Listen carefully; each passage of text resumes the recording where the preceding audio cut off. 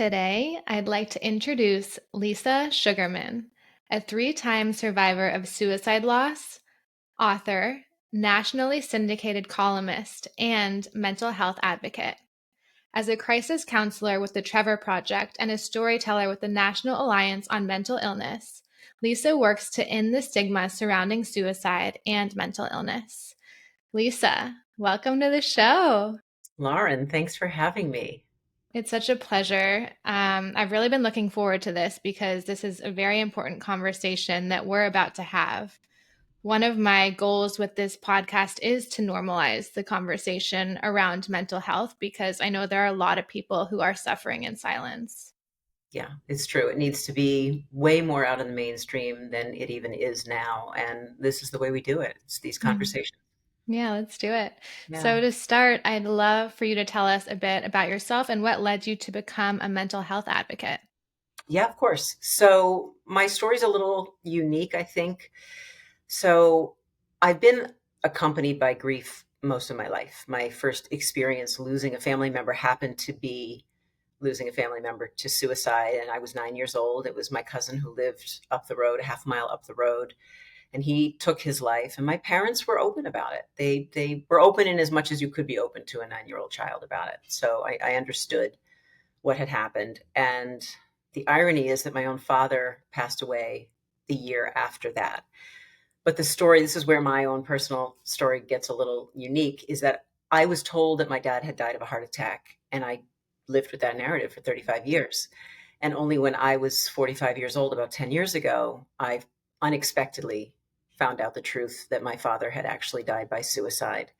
And then just a few years ago, just barely 3 years ago, one of our closest friends, childhood friends, he was in our wedding. We all lived together when we were out of college.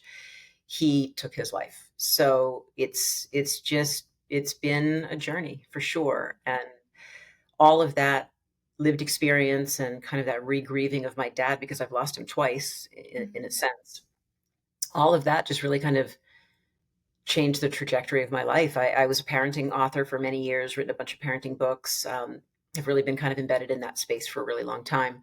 And this just like completely shifted lanes for me Mhm. and took me to a place that I never expected to be, which is that mental health space, and made me into an advocate, which I never expected to be. It changed the subject matter of everything that I create. I write a column. Now it's based on mental health. My next book is about my father's story. I'm a crisis counselor. You mentioned that in the intro. And Mhm. so everything that I do now, I do because of that loss and those Yeah. losses. And that's my why. Yeah. I mean, there's this recurring theme of grief, and I want to zone in, specifically on what happened to you with your father, because when you were little, you were told he passed away from a heart attack, correct? That's right. Yeah. And then to come to find out 30, was it 30 plus years later, 35 years later. 35 years later, that he actually took his life. How did you find out what actually happened, and what did that feel like for you? So I found out it wasn't in a super dramatic sort of way. It was not like this catastrophic revelation. It was really just my husband and I were having lunch at an outdoor cafe in our hometown. And a cousin of mine who I hadn't seen for a long time just happened to be in town, and she spotted us and came and sat down, and we were just chatting, just talking, catching up. And her kids are a little bit older than our kids. So ours were teens at the time Mhm.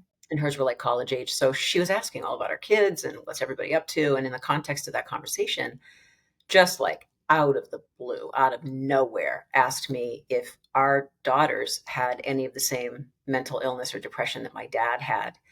I had no idea what she was talking about. I was clueless. And I think I was so shocked in that moment that I didn't stop the conversation and say, like, what are you talking about? Where did that come from? What do Yeah. you mean by that? I really was so stunned. And my husband was kind of giving me the side eye across the table, like, what is happening right now? And I just kind of took it in. And as quickly as she said it, she was off to something else. And the Mm. conversation kind of changed. But it stuck with me. And my mom and I are incredibly close. We talk every day. And the next Mhm. time we were together, which is probably a day or two later, we were having lunch and just like reminiscing, talking. Mhm. And it wasn't that moment when I had that interaction with my cousin. It wasn't that moment that just like unlocked everything for me and made me start to question and rethink things. Not at all. I Yeah. was no different than I was before she said what she said. It was when I had lunch with my mother and kind of we went down the rabbit hole of just like talking about my dad and things we talked about a million times. And out of nowhere, I don't even know where it came from. I asked her if he had been depressed, and she said yes, owned it right away. Mhm. And I understood why. I mean, even as a kid, I knew that my dad had his own full time job in Boston where we lived, but he also managed his parents' business, which was real estate, and it was very cumbersome and super chaotic and Yeah. total full time job on top of another full time job. So he was always stressed with that. Mhm. But before I even knew what I was asking, I just kind of blurted out, "Did dad take his life?" It was not even on my conscious mind, but it was somewhere because it Yeah. came out. And she said yes. And it just Wow. changed everything. And I think what this highlights is like at the time, your mom maybe didn't know how to tell you and, of course, refrained from telling you. But what it Mm. shows is like we don't often know how to handle that, something like that death or loss or suicide in the moment when it happens because it's so raw. Yeah. And she was trying to protect you in that moment. You were little. She didn't think maybe you'd be able to handle the truth. Yeah, yeah, and she knew. I mean, my dad was my best friend in the world. Like, we did everything together. I was a total tomboy. I loved everything that my dad did. He was an outdoorsman and a mountain climber and a car racer, and I loved Wow. passionately everything that he loved. And so when he was gone in that moment, I mean, it was everything was so sudden. I was, Mhm. off at day camp, and my mother was supposed to have lunch with him that day. He was staying home that day, Mhm. and he never called her to meet her. He never picked up the phone when she called him. So we lived and right near where she worked, right around the corner. So Mhm. she walked home, and a friend, thankfully, went with her, who happened to be a volunteer fireman, and found them. They found Oh him. my gosh. And so it was like a mad, crazy scramble just to Yeah. get everything that has to be done in a moment like that, to get Mhm. those things done. And Yeah. then your kid is coming off the bus in like 4 hours. Yeah. So No, I can't even imagine. yeah, it was And it was insane and for her. also your father going back trying to pretend that everything's okay because of course this was a shock to Mm, everyone when he did take his life. yeah. And I want to connect this to so many of us are spending our lives like trying to prove that we're okay and Mhm. that everything's okay when oftentimes it's just not. And I want to ask you like how you think we can get more comfortable accepting and expressing our feelings and vulnerabilities in these moments where really we're not okay. It's a hard question to answer, because there's so many moving parts to it. It's Yeah. it's like, we're in this society that's kind of galvanized this idea that you've got to like forge ahead, you've got to push through, you've got to man up, you've got to Mhm. woman up, you've got to do all the things and check all the boxes every day and do it with a smile on your face. And, you can't take days off and you can't be vulnerable. And it's bullshit is what Yeah. it really is. It's just a bunch of bullshit that we've all been kind of fed all these years and Yeah. decades. And I think that the way that we bust that up is just doing what you and I are doing, which is just Mhm. like at the grassroots level, just having these conversations where people are just sharing story after story after story. Yeah. And in doing that, I mean, that's why I share mine. I Mhm. do that. I mean, it's totally cathartic for me, Yeah. but at the same time, I'm also doing it because I'm hopeful that when I share something vulnerable about myself, all of a Mhm. sudden, that gives somebody permission to do the same thing, and they see me maybe sharing something that's really tough, Yeah. and Yeah. maybe that gives them the ability to do the same. So I think that's how we Yeah. do it. Yeah. No, I've been so empowered by watching you share your story. And I think it has helped other people open up about theirs. And what I've come to learn is like when we keep it all inside, it creates like blockages in us. And as soon as we can release that and share with someone, whether even it's like journaling or if we have one close friend, but we need to be able to release it. And that cathartic feeling that you feel when you finally open up, like, oh my gosh, it's like taking the lid off of a boiling pan. Yeah. Yeah. I mean, the way that I talk about it, when I talk about it, here kind of in my own little orbit with people I'm close Mm. to, it's like bleeding a radiator, Yeah. when the radiator's just, it's got to let off steam or it's going to blow. Hmm. And this is very much the same way. And I mean, like you said, using practices like maybe movement or maybe Hmm. journaling or Hmm. maybe meditation or some kind of mindfulness activity, like that's a channel. Like it doesn't have to be the Yeah. same for every Yeah. one of us, and it's not going to be, Yeah. but whatever you have that gets what's inside Out. out One of is my favorite, I don't know if you've heard of this. It's in New York City and LA in person studios. It's called The Class by Taryn Toomey. It's a cathartic mind, body, soul workout, and people are crying, screaming, moving, like dancing. And it's so beautiful because you can tell people come for this hour to move their bodies and to really release whatever's going on inside. yeah, yeah, that's I've heard of other kind of workshops that are like that, not necessarily like a static class like that that Yeah. meets, weekly or however Yeah. often. But I've heard of, retreats and practices like that Mhm. where you go and that's what you're doing and you're screaming and you're yelling and you're jumping and you're thrashing around and it's like those the breathing techniques that, that Yes. we do to kind of, harness and expel all of that energy. Mhm. And I think those things are amazing. I think anything that we can utilize as a tool to Mhm. kind of cleanse the mind and the body and that spirit is just going to be useful to us. And there's so many incredible things that have started to emerge, like practices like that Mhm. are emerging and popping up in the world. And I think the more open the world is to those kinds of activities, the more we move away from this sense of toxicity around the stuff that we're talking about. I just had an incredible conversation with a grief expert in Australia super early Mhm. this morning on her podcast, and that's what we talked about. We talked about the fact that there was a time when you didn't mention anything about someone's Mhm. mental illness, about your own, Mhm. about Yeah, struggling, about you didn't take it to work, you didn't show it in public, and times are changing. they really Everyone's are. they need to. They really are changing. I think we have this fear of being vulnerable, fear of sharing who we really are. But I Mhm, believe that sharing and being open is what leads to genuine connection. Because then someone can be like, oh, I really see you. And you can feel seen and heard. mhm. And you just never know. Like, whoever you open up to may be dealing with something similar, but they're just not telling you. Like, you really Right. never know what someone else is going through. Oh, that's absolutely 100% true, and I think about that constantly, I talk about that constantly, I've been telling my kids that Hmm. constantly, their whole lives, and we really don't know what's going on behind the curtain because when Yeah.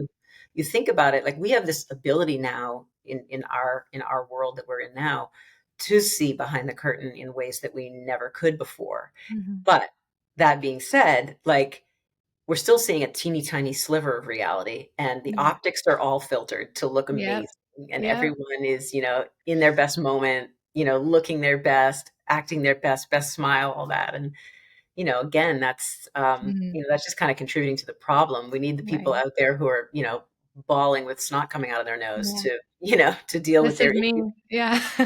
It's real, you know? Oh. Um, I'm curious, what are some like daily practices or routines you follow to help like stay in tune with you and Mhm. that have like helped along your journey?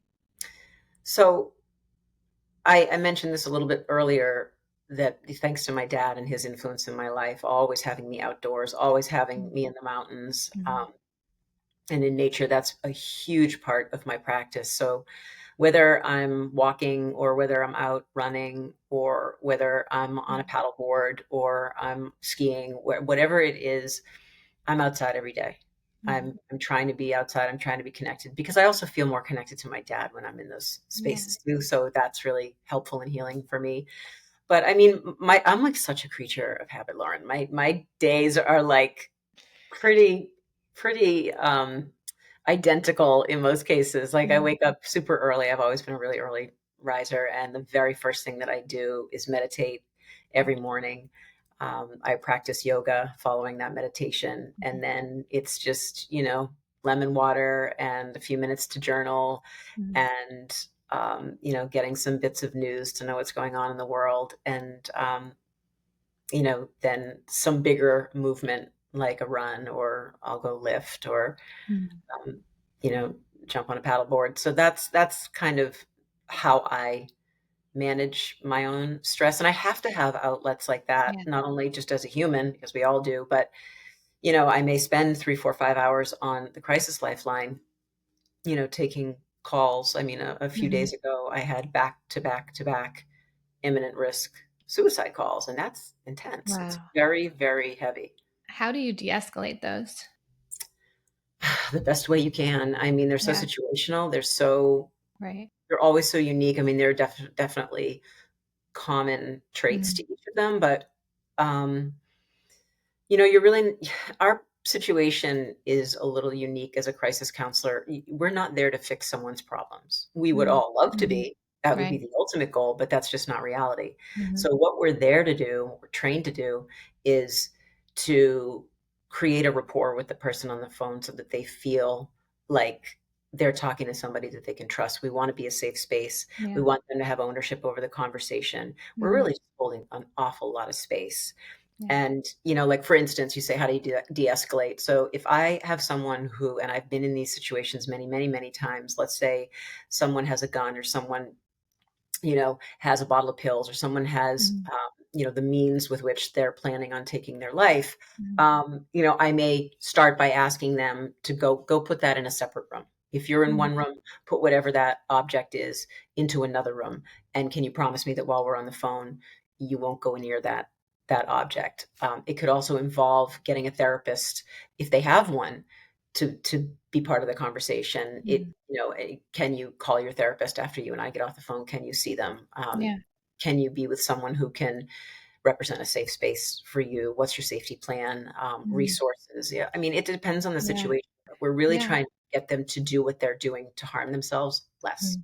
I mean, it's really incredible work that you're doing, and I'm sure that can be heavy and hard not to wanna, like, feel responsible for their decision and for their Mhm. life, and in that moment, all you can do is hold the space and be there and supportive and give them your attention and time and focus in that moment. Yeah, that's all any of us can do, whether you're on a Yeah. lifeline or you're not. Like, we're all faced at some point with situations that are similar to that, where you've got a family member, or you've got a friend, or someone is in a space, like they're in a Mm. bad space and they need help and they need to vent or they need, some other kind of support. Yeah. And we find ourselves in those positions and all we can do is just be there. We're so Mhm. compelled to want to fix it. I, Yeah. I know I am. I was just gonna say that. I Yeah. for so long tried to be a fixer, and then one of my partners was like, "No, I don't want that. Like, I Mhm. just want you to hear me and be here and sit with me." And at that point, everything changed. Yeah. People don't Yeah. understand the power of validation. Yeah. That's one of the things that we do, the most regularly, is just to validate what someone's saying. And it can be the most Mhm. ridiculous thing you Mhm. personally have Mhm. ever heard, the most outlandish situation, or a situation that you think, based on how you would react to something, like, oh, that wouldn't be such a big deal for me. Like, why is that Mhm. person, like, getting all wrapped around Yeah. about it? But the truth of it is, like, whatever is a big issue for someone is a big issue for someone Mhm. because it's in their head and it's part of their world. Yeah, and that's what I wanted to highlight. Grief isn't just related to death. Like it's can be any significant change or turning point that can Mhm. lead to a feeling of a sense of loss. It doesn't need to Mhm. be confined to only death. And so for someone who hasn't experienced death of, people who are close in their life, it could be something like a breakup Mhm. or a job loss or just like shifting from one chapter to the next, and that can Mhm. be causing pain. Like it can be many different things. Absolutely. It can be losing a friend, it can be losing a Mhm. pet, it could be losing a home. I mean, Yeah. I talk about the same thing all the time, that, Mhm. there are lots of different phases of grief. Mhm. And, even though there are so many different similarities that appear when we're grieving someone, Yeah. there are also a lot of little nuances that are just unique to us and our situation. But, Mhm. it still hurts. Doesn't Yeah. matter if it's, a human. Mhm. And what are your tips from your life experience, that you've learned on how to show up best for someone close to you who is experiencing or suffering from grief? Just like we've been talking about, just to be Yeah. there to listen and be that safe space. Identify yourself as that safe space and say, look, Mhm. I can't necessarily be the one to fix this for Mhm. you. I can't fix, like, especially if it's someone who's lost someone, Yeah. you can't bring that person's person back. You can't Mhm. fix that loss, but you can be that person to listen to everything that person who's grieving needs to share. And it might Mhm. just be stories, it might be them sitting and crying. You might just need to hold them. Ask someone, what Yeah. do you need right now? Yeah. People are terrified to, to really kind of dig deep when someone is experiencing loss, because A, it puts us in a position of having to look at our own mortality or look at our own people. And it's a scary thing to be in that place of Mhm. thinking about mortality. And it's also hard, like everybody wants to help, but then it's like, what the hell do I do when the person says, yeah, I need your help? Well, Yeah. now what do you do? Right. And I think, it's really just reminding people that whatever they need to share, they Mhm. can share, however long, in whatever way they need Yeah. to do it. Yeah. And I think for anyone listening, and has someone in their life who is suffering or who is going through a hard time, show up and check in with that person. Ask if they're okay. If things seem off and they're going through something, check in. That goes such a long way because you just never know. They may really be needing you right now. Yeah, I'm so glad you brought that up. That's such an important point to make in the context of this conversation, because so often, and I mean, look no further than the example of my dad. My dad was someone who was just a joyful lover of life, happy, motivated, loving man. And Mhm. so you would look at my father from the outside, or even if you knew him really well, and have no indication that my dad was going through anything that Yeah. would have led him to that, like nothing. Yeah. And I think it's so important to remember that there are a lot of people out there in the world who are incredibly good at hiding what Mhm. they're going through Mhm. and creating that, that veneer, or having that mask or Version. shield, or whatever you want to call it. And so those are almost the ones that we need to check in with Yeah. the most and Yeah. say, no, how are you really? Like, Yeah. really okay?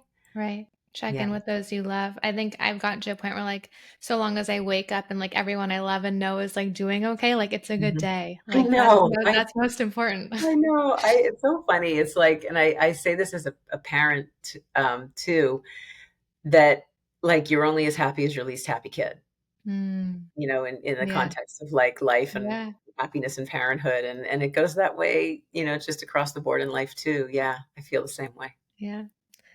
Do you believe, like, has dealing with grief for you gotten easier over time, or do you think it's just, like, uniquely a case by case basis?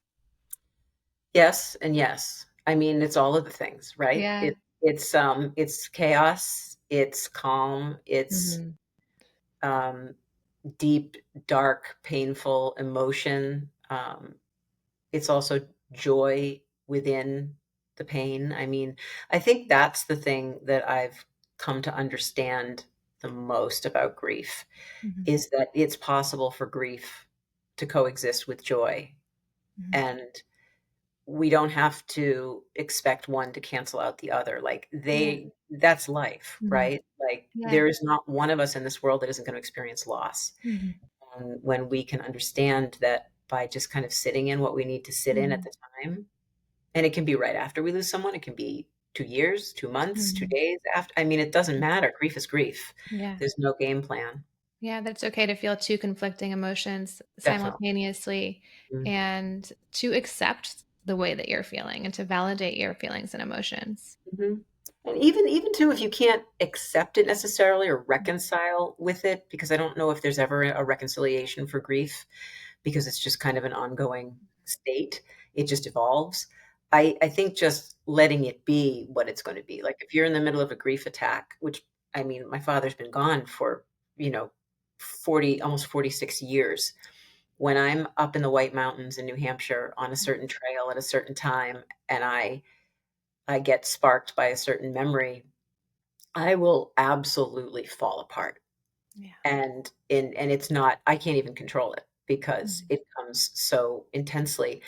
And those grief attacks are just, those are the things that link us to our people. Mhm. It's Yeah. just another expression of Yeah. love is what I it is. believe, like, in those moments, you're feeling his spirit, and I believe the spirit still Oh, exists when for people sure. go on to, whatever is next, whatever you Mhm. believe in.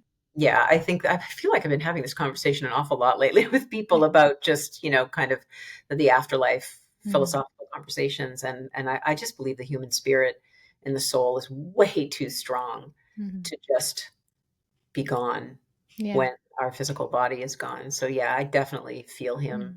in certain places more Mhm. than others. Yeah. And what advice do you have for someone who's really, really feeling it right now? Like, can't see the light, Mm. going through it doesn't know where to start or turn to? I would say find someone who feels safe to you and let them know that it's hard for you right now. You don't have to give them all the details. You don't have to get them up to speed. You just need to let them know that you're going through it and that you might need some support just so that you know that they're there. And I feel like I'm telling everybody this, but I think it's something that everybody needs to know is that even if you are someone who doesn't have a community or a family or connection with anyone, or you don't have training or resources to deal with helping someone through, you know, a bout of grief or a loss, there are places you can go. Everyone can go. For instance, I volunteer at the Trevor Project. Any LGBTQ youth ages 13 to 24 can call us 24/7, 365. If you are a human being and you're struggling with anything, and this is not relegated to grief or loss or suicide or homicide or homelessness, it's anything Mhm. that constitutes a mental health crisis for you, call 988. Mhm. That lifeline is there. Those lifelines are there for a reason, and they're there because not everybody has a community to rally around Yeah. them. So Mhm. those are the things that I would say. And then I would just say give yourself permission to sit in it and not be okay for as long as you have to be, because Yeah. it won't always be that way. Yeah. Thank you. Lisa's here to help. You can reach out to me too. Mm. We can all do our part as part of the human species to help others when they're not doing okay. Yeah, absolutely. And we should be. That's our responsibility. It Like is. we need to be taking care of each other. We need to be in a Yeah. collectivist type of Yeah. society where we're looking after each other. Yeah. We're Instead of caring. trying to compete with one another, let's Mhm. help lift one another up. Yeah, I'm in. I'm Mm. all in for Yeah. that. What do you think is the biggest lesson grief has taught you? Wow, that's a big question. Probably go right back to what I said a few minutes ago about the fact that grief and joy and living happily can coexist at the same time. I Mm. mean, you can't see that. When you're, like, in the thick of Yeah. it, like, you can't see that. Yeah. Everything is black, everything is dark, everything is hard, everything hurts. Mhm. There's absolutely no way that you think it could ever change, and yet it does, and Yeah. yet little by little, Yeah. like, the light starts to come back, and Mm. little by little, the color starts to come back, Yeah. and the joy starts to come back, and that's okay, and I think a lot of people, myself included, feel a little guilty. You Mhm. feel like you have to be somber, you have to, grieve according to a certain timeline. You don't. There is Yeah. none. There is no playbook for grief and loss. It's what it is for you, and don't be afraid to run toward it. And that I know that sounds like a weird thing to maybe say, but running toward it Mhm. is a hell of a lot better than running away from it because it gives you agency over it. It allows you to take control of it and say, okay, I'm going to sit in this right Yeah. now.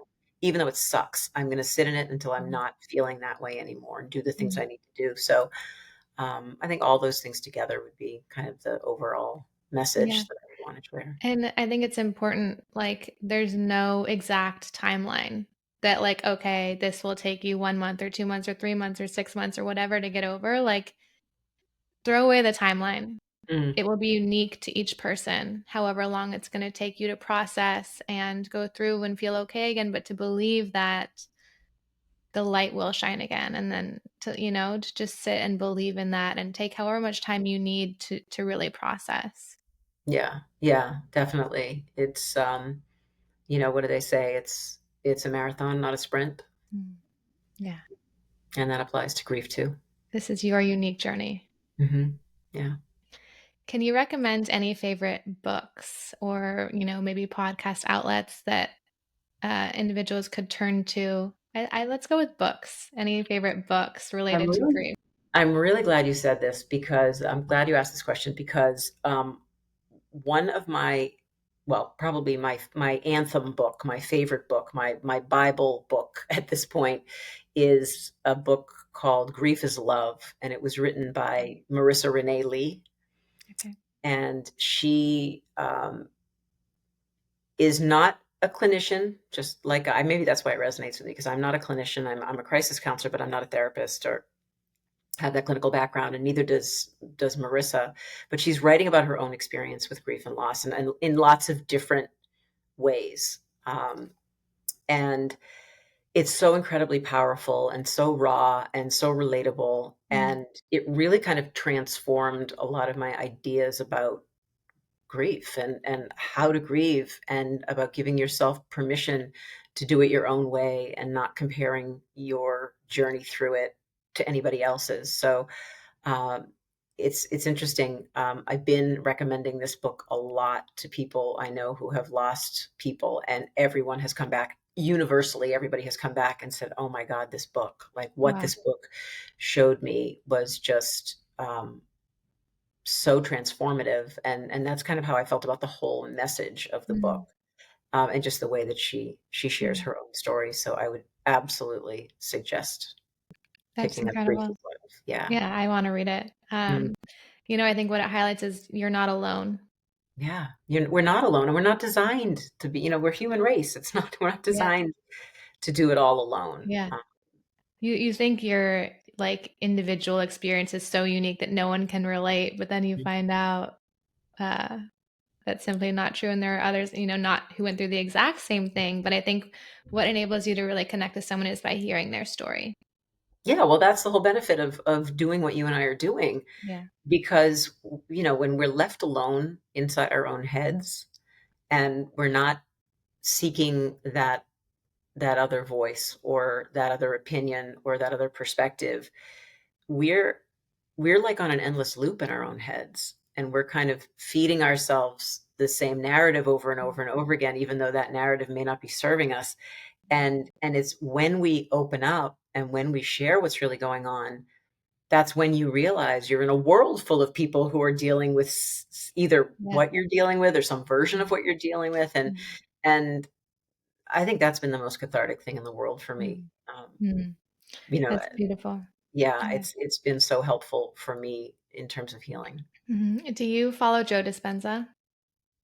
I know of Joe Okay. Dispenza. So I want Yes. to share this statistic. Um, Dr. Joe Dispenza has a show on Gaia Network called Rewired, and it talks about our mind and how we think up to 60,000 thoughts a day. Mhm. 90% of those thoughts are repetitive, the Mhm. same as the day before, Yeah, and up to 80% can be negative. And so when we're on these negative thought loop spirals, our mind is just thinking the same thing each day on repeat. And if mhm. you're stuck in this phase and you're suffering or going through something difficult, it's really important to pay attention to how you're thinking Exactly. and start to replace and check some of those thoughts and also release them. Mhm. Yeah, yeah, that's what I was saying before about it being our own heads can be such an incredibly toxic Yeah. space, and when we're locked in there and we have no other influence, no other perspectives, we're left alone on kind of that little hamster Mhm. wheel of thoughts, Mhm. and there's really no way to break out of it until Mhm. you open up and Yeah. kind of, find community and Mhm. find perspective in other Mhm. places. Yeah, to let them out through speaking, through Mhm. writing, through movement. Yeah, Yeah. absolutely. As we begin to wrap up, is there anything you'd like to leave our audience with today? I think the most important thing for me, and maybe this will help other people, the most important thing for me that I've done that's really helped to transform my feelings of grief into something a little bit more positive is to just give myself grace. Just give myself grace. I don't have to figure it all out. And by it all, I mean life. Like, I don't need to figure it all out. I don't need to Yeah. figure out my grief. I don't need to worry about, I think people get stuck on the idea of, well, as soon as I'm finished grieving, I can move on. I can get back to it. I can reinvent myself. I can whatever I need to do.